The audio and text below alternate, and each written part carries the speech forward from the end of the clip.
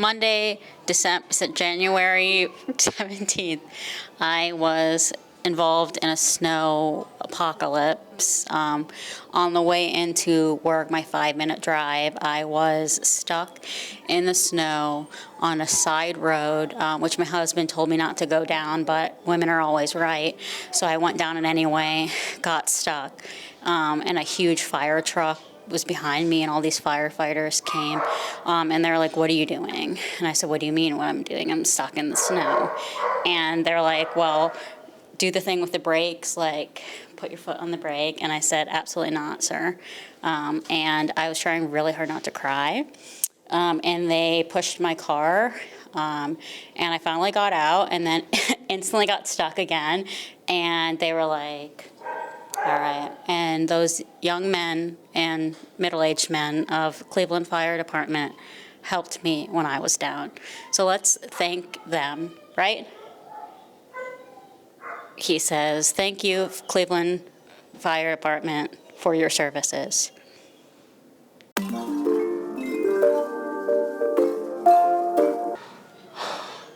All right, so we woke up to our craziest snowstorm we've experienced so far after months of me complaining about not getting any snow.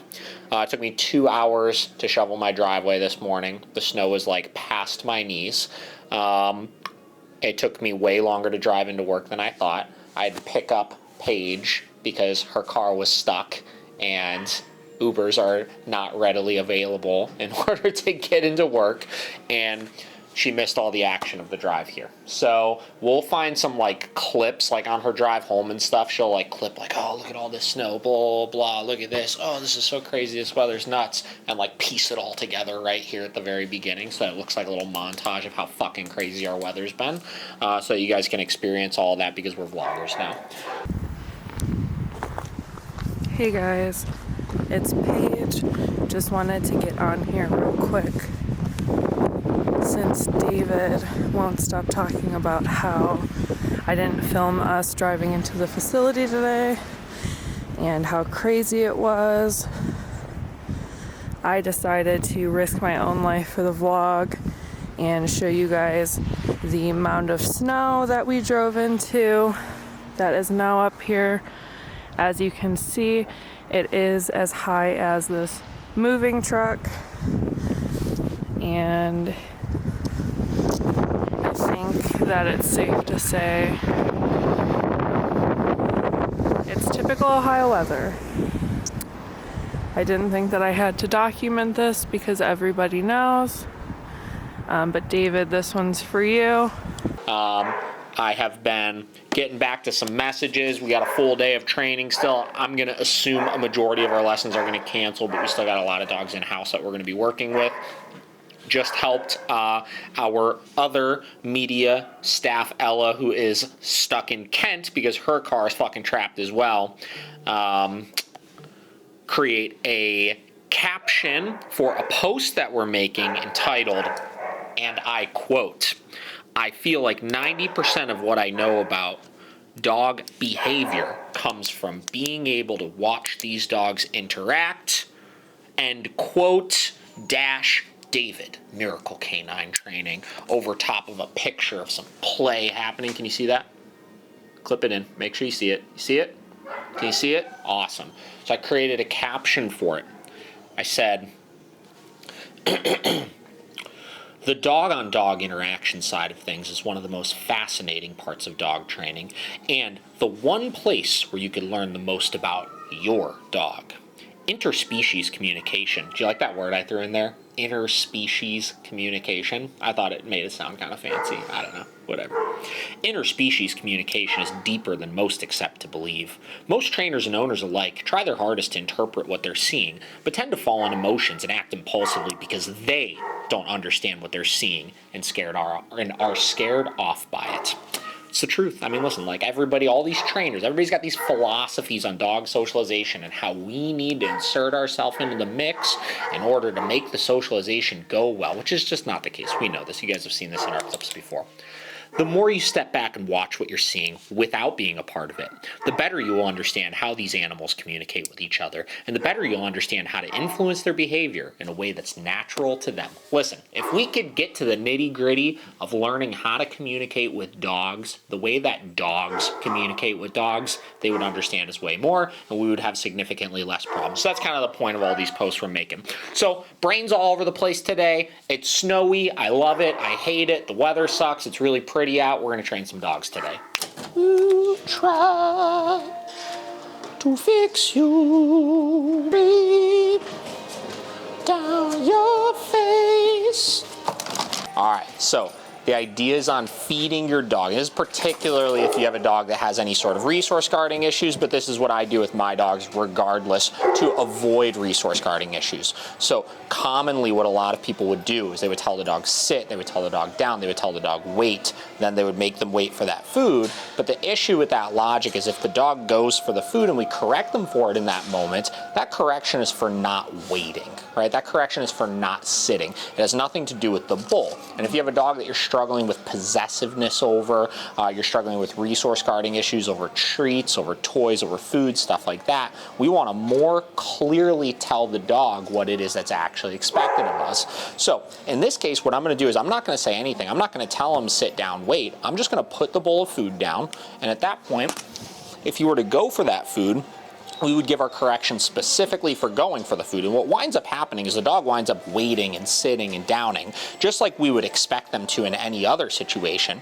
right? But they're doing it because we've claimed this bowl. We've said this bowl of food is ours in this moment until I tell you you could have it. So it completely shifts the state of mind, and it gets the dog out of the state of mind of, even if they're downing over there, thinking that that bowl of food over there was theirs, right? Because if they weren't in that down, they would likely be going for it regardless, right? Then when you want to release them, okay, you give them the food, you let them interact with it, you let them have it, and you let them eat. All right, so he is going home here very soon. It seems like it's flown by, but he goes home on Thursday, actually. We'll be doing a send home lesson with him then. Crushing it, no major issues he's having, very compliant, very motivated still, and frankly, like his understanding of distractions and stuff has been fantastic. So we're kind of just testing this stuff as best as we can. Usually in these last like 5 or 6 days, we're looking to make these pictures as challenging as possible for the dog. We are looking to show them new things, right? New visuals and stuff like that they haven't seen before to kind of test this training as best as we can. So you'll see kind of what a session is going to look like right now as far as we have him in a bed stay right now. We're just going to have him chill here for a minute while I kind of just hang out up here, straighten things up, stuff like that. We'll work on some recalls, we'll work on some downstays, and we're looking to simulate as much real life stuff as possible at this point.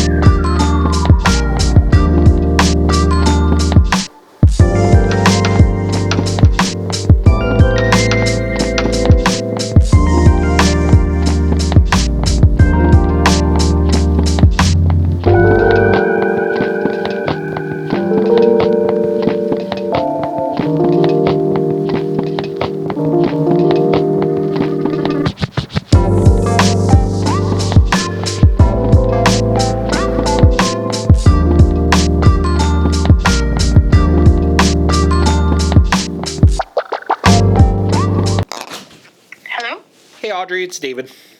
Hey, David, you ready? Yep. Okay, let me patch these guys in. Hang on. Okay, David, this is Deb and Bill Svoboda. They fostered Freckles the second time. They were the second foster family, and they're interested in hearing, what you have to say and what's required of them and things like that. Yeah, I mean, so it's just a matter of, picking kind of the route you would like to go with the training as far as how to work through this. Typically, we'll work through it in either like a board and train format or like one-on-one classes. We've been successful with these types of issues in either or. I always tell everybody, like I said, again, I don't know. I'm assuming you guys have maybe read my email that I sent about Freckles, but a lot of this kind of stuff is typically relationship based, right? So she needs to develop a strong relationship with you guys, on her understanding that you guys are basically in control of things, right? And the resources and the space and all those types of things, those are your guys' things that she's getting privileges of being able to use, obviously. And we kind of take them through the training program to start working through those different types of issues. So it's typically speaking, it's not the hardest process in the world once we have somebody on board and ready to kind of start working through things. And I would say a lot of dogs, as we start to work through it, they progress fairly quickly with it. Like I said in the email, usually kind of tell everybody though, the reason why I'm so strict about the type, like who is ultimately going to be the one going through the training with the dog, is because of the fact that you guys have seen the behavior before, right? Like you know what she's capable of, what her issues are and stuff like that. So it's going to be a little bit more predictable from you guys, and you guys will be a little bit more prepared to work through it as you see it, because this kind of stuff is not a matter of like, okay, cool, we start training and then we never experience the behavioral issue, right? This is one of those things where as we start the training, we expect that we're going to run into situations where she may feel like she needs to do those types of things, but you guys will have the tools at your disposal in order to work through it as it comes up. So, and that's how we ultimately get through on the other side, where she realizes, okay, cool, like I'm typically used to, fighting back in these situations or pushing through in these situations and winning. And, you guys can kind of start to shift that association with her as she realizes those kind of behavioral issues and things that she does to kind of gain control of situations don't work like they used to. And that's where we see kind of that headspace shift with the dog. Your training dates, and then the 3 blocks for like your 2 sessions and a walk. Okay. And then you could like scroll down nice. Yeah. to fill all that stuff in. Yeah, I like it. There's that one, or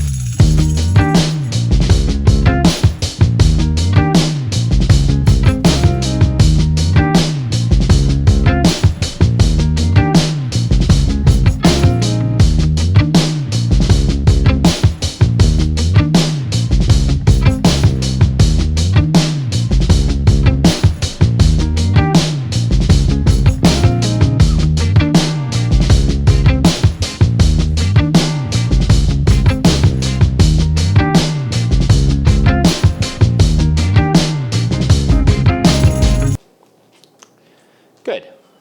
So obviously right now, the leash dragging is what's throwing her off. She had a ton of motivation, obviously. Okay, and now that she's needing to drag it, it's kind of accidentally stepping on it and stuff. Callie, come.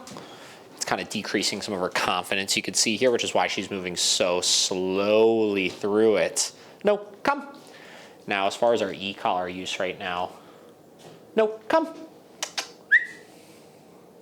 No, Callie, come.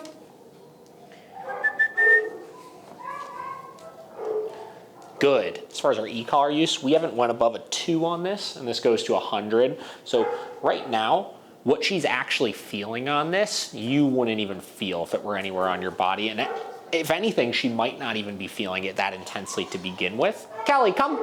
But we're just trying to consistently add in that tap, meaning move towards us. No, come. And this is kind of a common misconception here that we'll see. No, come. Get her all the way to me. Good. That hesitancy or insecurity or anxiety or whatever it may be that we're seeing out of dogs is always a result of, good, okay, some sort of discomfort or some sort of really big correction or something like that that's causing it. But in her case, being kind of an anxious and insecure dog, if you saw from, I think, vlog number 1, like her second day with us, for a dog like this, the learning process in itself can be extremely stress-inducing, right? And again, we're not even really using any corrections throughout this process with her, but because this is something that's so different to her, and because there's something that made her uncomfortable, again, whether it's the stepping on the leash, whether it's her being like, wait, that leash is not in his hand anymore, so I'm not sure if I should go to him or if I should stay here, because obviously we've been doing downstays or bed stays or any of that kind of stuff where we drop the leash and leave her. That's causing stress, right?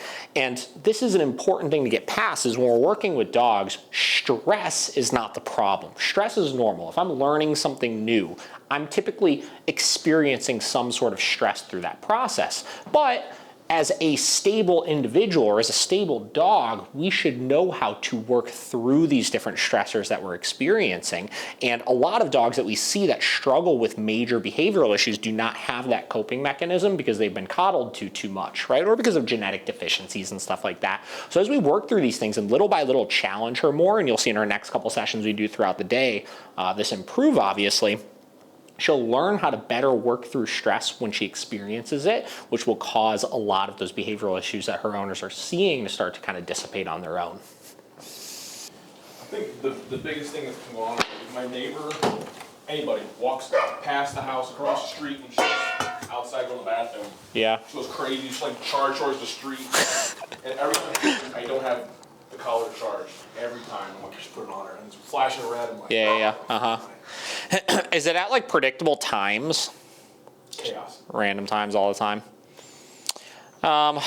Yeah, I mean, stuff like that, I mean, frankly, like, there's not necessarily going to be a specific thing to do outside of try to, you know, pick 5 days that you could be extremely consistent about addressing it, you know? So I'll give you an example, like one of our dogs right now has been having issues with like getting onto the couch that she's not supposed to get onto, right?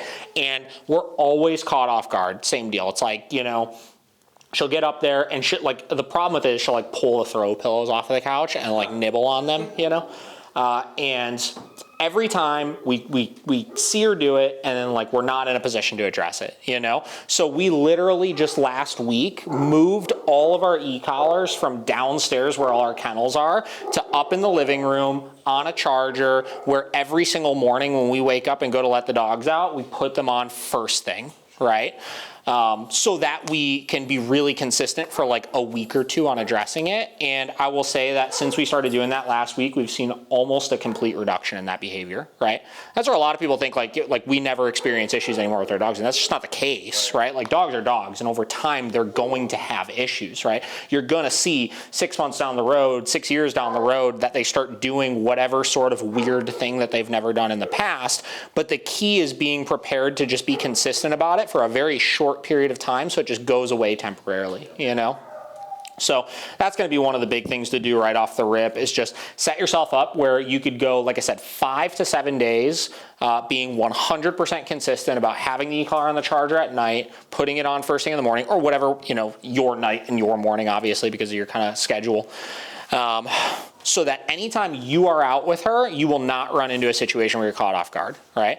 And then if she does have the e-collar on, obviously just keeping in mind the use of our no marker so that you can still correct for it. So say your remote's in the kitchen or something and she starts freaking out at whatever, you know, you can still mark with no right when she does it. Go get your remote, go give your correction, obviously, and even if she's not doing it anymore, she'll still know what that correction is for. So that would be the biggest thing I would recommend doing right off the rip with her. I don't know what it is also, she's kind of, some people, she's crazy, that might be a normal thing for dogs, but people try to pet her, she like Okay. backs away, Yeah. first instincts run away. Yep. I would say it's normal that dogs will be selective of certain people at times, but that's why I always set certain rules as far as who interacts with my dog and who doesn't, you know, like that's why still my hard rules in public, I don't let people pet my dog, right? So if you're at a brewery or wherever and, you know, there are still periodically people coming up trying to interact with her because she's the little cute puppy, obviously, and she is insecure about it in some places, that's going to kind of constantly keep her on edge in those places, which will make her more likely to do certain things to keep people away, like bark or react or whatever it may be. All right, so I'm gonna let another dog in here. If she gets up, correct her and put her back onto it. Come on, Ruby. Nope.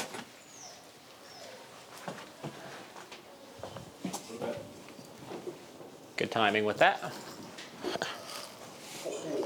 It's another Muppet. No. Don't jump though. Puff. She's really weird with toys too. She'll like nip dogs in her face when they're trying to play around.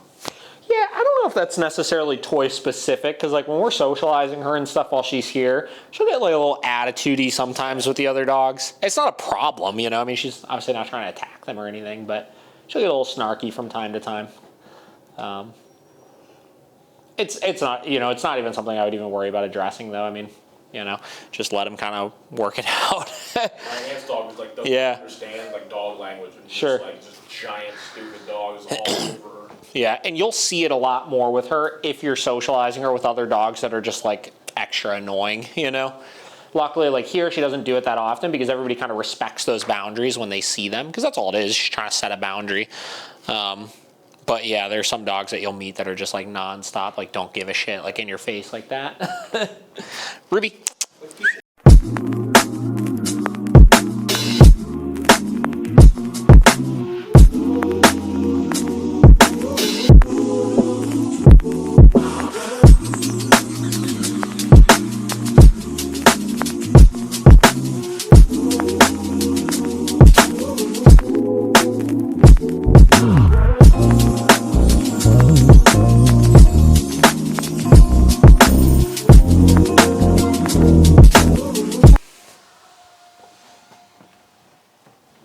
You can go ahead and let her up.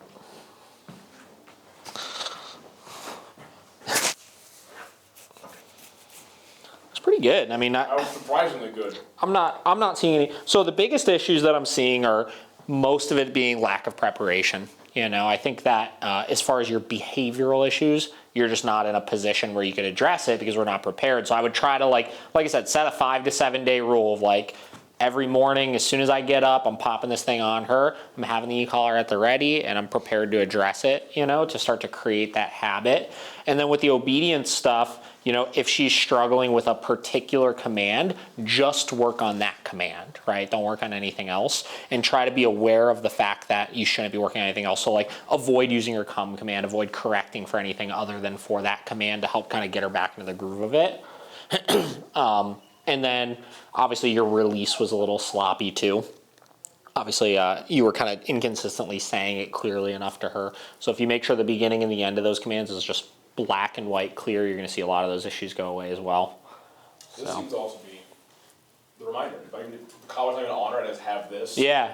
She's like, I mean, it's one of those things where like everything, right, with dogs is they listen when they have consistent reinforcement, right? Everything is contingent on consistent reinforcement. Whether that's an e-collar, whether that's if we were training the dog with a lot of positive reinforcement, if our reinforcement suddenly goes away or becomes inconsistent, our dog's behavior slides, right? And that's what frustrates me sometimes when we deal with like, you know, people that don't like e-collars and stuff, and they're like, well, if the e-collar wasn't on, the dog wouldn't listen. And it's like, well, if you didn't have treats to give the dog wouldn't listen as well, right? So it's just one of those things where like with me, I try my hardest to make sure that I have like select places I always use the e-collar, so I'm never caught off guard. So like they're not wearing them all the time in the house, aside from right now, like I said, the one is because he's starting to get into the pillows and stuff, our newer puppy. You know, when people come over the house, if we go anywhere public or if we go off leash, I always put e-collars on my dog still. And I rarely need to use them in those situations, but because I have it on in those scenarios, I'm not caught off guard ever, you know? And then from there, if I notice other places where I need it, I just temporarily go back to putting it on in those places as well. And then I fade it out again once the problem is resolved. So that would be my recommendation for you right now, is you just gotta start getting consistent about some of the problems you're having and isolating those places you're having the problems so that you can get past that issue kind of for good. I like this. I like this. I like this. I like this. You just go above and beyond for the team. Just your dedication is just outstanding, astonishing, brilliant. Does that feel good? Oh. We have sugar cookie clone, lilac or pretty boy blonde. Take your pick. Oh, I think that was for the sugar cookie, frosted cookie. No. You want some? This vest comes all the way from Indonesia. It's got some moose on it to represent the strong, stable Frenchie. Oh God, he's soft. The nice green color complements the white fur. The little plaque complements the spots on him. How much can we buy this for? You know, it just kind of like not, they don't sell anymore. It just like don't want to. The police issued 437 taser with a light for your needs.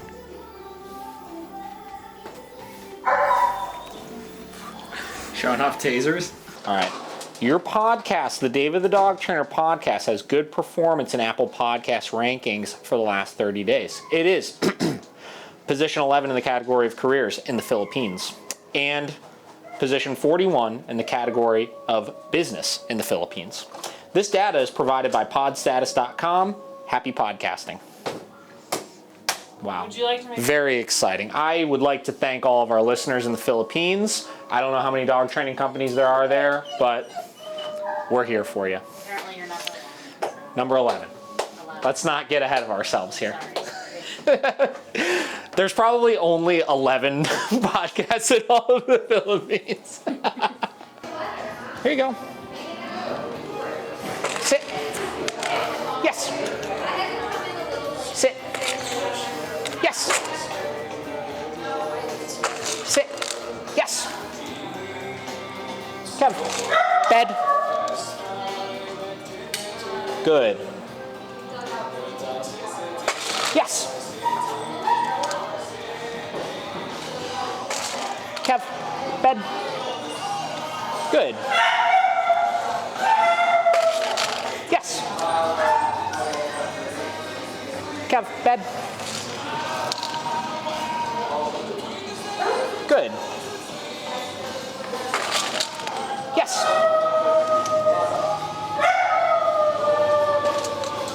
Sit. Down. Yes. Sit. Good. That was literally his meal, right? And again, we have a dog that came in here with food aggression issues that wouldn't even let me near him originally, would try to bite me all the time, stuff like that, right? And because we're starting to leverage not only the consequences and stuff, but the positive reinforcement in the food and that drive associated with it, we're able to create these relationships with him built on respect, but also him understanding some of this stuff is enjoyable as well. So super cool high energy session. We'll make a little caption and stuff just talking about the benefits of working your dog for their meal just every other day. Every other day, pick one meal and do a training session with them. Close angle here, serious business. All right, you ready? All right, guys, so weather sucks today.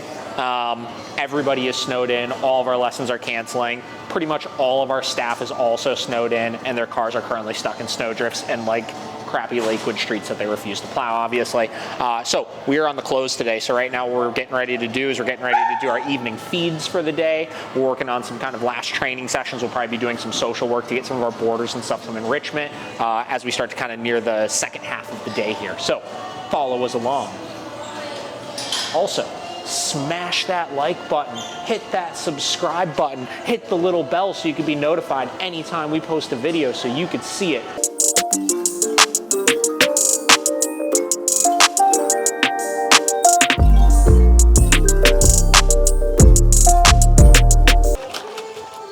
This is bartender school. That's how they do it.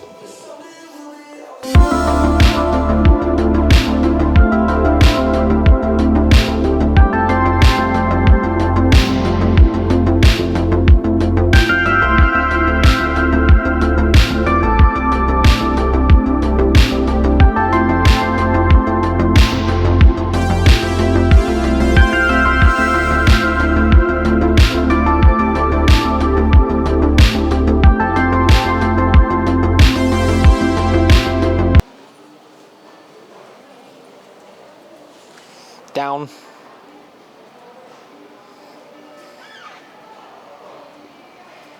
Good. I do need to buy a couple things while I'm here. I need some air sprays.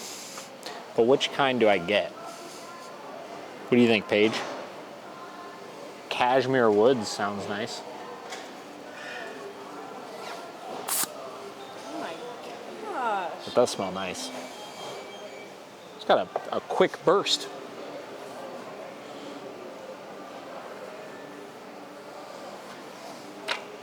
Can't go wrong with Hawaiian Aloha, right?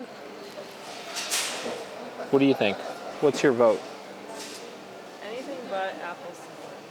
I had that one already. Cranberry scent? No, I really like the cranberry one though. Cranberry's the best. All right, which one should I get though? I'm like deciding between the Hawaiian. All right, well, there's a lot of options. I'm not gonna read every single one of them. Here, smell this. Tell me what you think of this.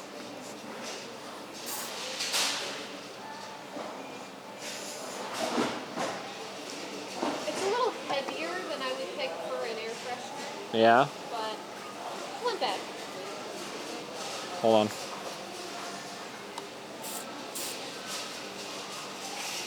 Oh, I like that one. Hawaiian Aloha. It's a good option. Give it a go. Yeah.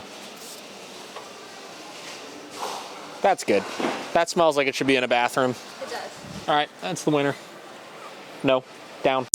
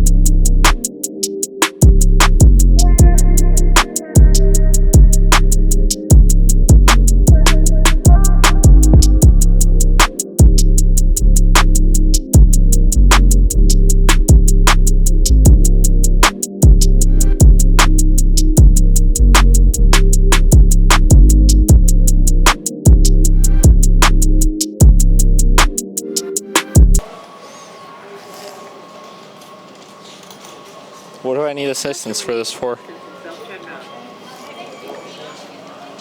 that up. Oh, there you go.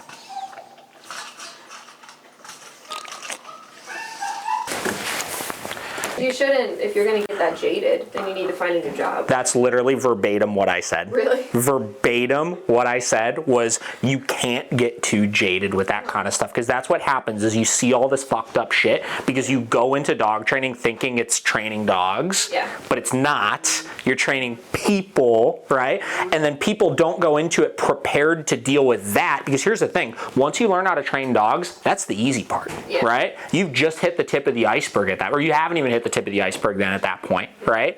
Then you get into all these emotionally heavy stuff that you have to deal with all the Yeah. fucking time, and that's where everybody gets jaded, and that's why people do like a fucking shitty job, I feel like.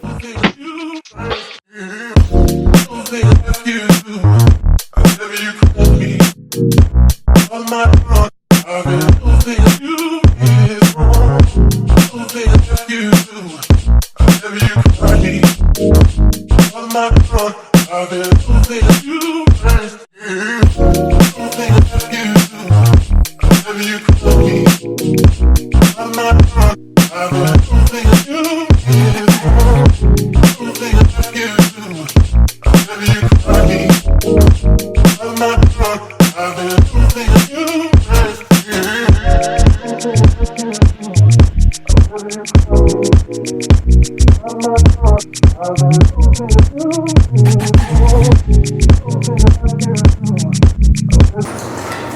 should take a video clip of this, and actually you can keep filming, this is funny.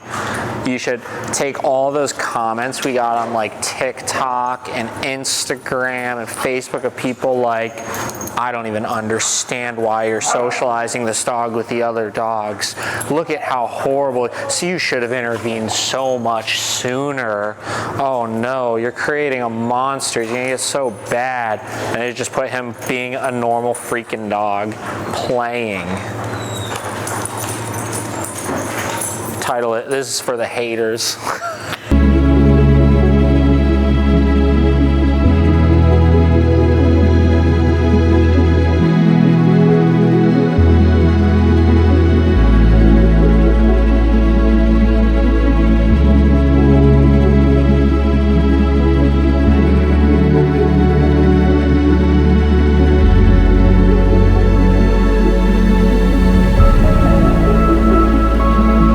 Alright guys, freaking solid end to the day right there. Benny, who you've seen in past vlogs, who is kind of starting to come out of his shell with some of the socialization a little bit more. It's the first time we got him fully playing with another dog. Freaking awesome. Trust the process with this kind of stuff. Again, you know, we just posted a video clip on Instagram today talking about socialization and talking about how much there is to learn when you really start getting into the nitty-gritty of it and you stop thinking that you know everything about it. That really is the key with it. I mean, it's just funny. I just read a comment a minute ago we got on another socialization before and after post that we got, and everybody thinks that they know more than the dogs do. But they don't. If we just watch and we just strive to more deeply understand and let go of that ego side of things, you'll be able to get some of these breakthroughs. So really, really massive end of the day. Super freaking random day. I mean, we had a lot of random, I mean, in my mind, when I woke up this morning, I expected my day to go completely one way based on everything I had booked, and everything got derailed and it went a different way. But it ended great.